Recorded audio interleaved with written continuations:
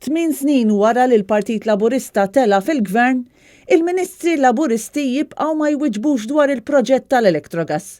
Proġett kontroversjali ta' Power Station tal-gas li kienet il-weda tal-Labor fl-2013 u l-lum nafu li kienet ħadma sħiħa mill-bidu sal-aħħar minn ministri, uffiċjali tal-partit u persuni oħra qrib il-Labor.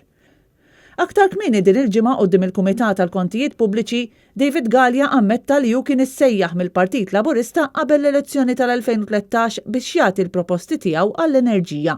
Biex imbagħad l-istess Gallia tpoġġa fuq Kumitat tal-Gvern Laburista biex japprova l-istess proġett li tal-proposti dwaru. Iżda l-mistoqsijiet ta' Net News dwar kif il-Gvern Laburista jista' jibqa' jiġġustifika din il-ħadma bħala proġett għal ġid tal-poplu Malti wawċi, il-Ministru Byron Camilleri qalilna li qabel l-2013 in-nies ma kinux jixelu l-heater. Qabel l-2013 inkont nidħol fid-djar tan-nies. Kont insib persuni li fix-xitwa ma kinux jixelu l-heater.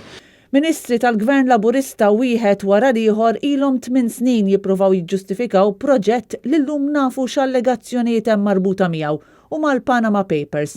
Allegazzjonijiet serjissimi fuq Keith Schembri u Konrad Mizzi u fuq Jorgen Fenech, implikat fl-assassinju ta' Daphne Caruana Galizia. Proġett li ġie kundannat mill-Awditur Ġenerali li sab pataflun ta' noqqasijiet fih. Iżda minkejja taqlib li għadda minnu l-Gvern Laburista bil-bidla fil-Prim Ministru fil-ħafna ministri sa minn dakinhar, il-membri tal-Kabinett tal-Labor jibqgħu jippruvaw jiġġustifikaw mingħajr ma jagħtu tweġibiet għal mistoqsijiet tal-ġurnalisti.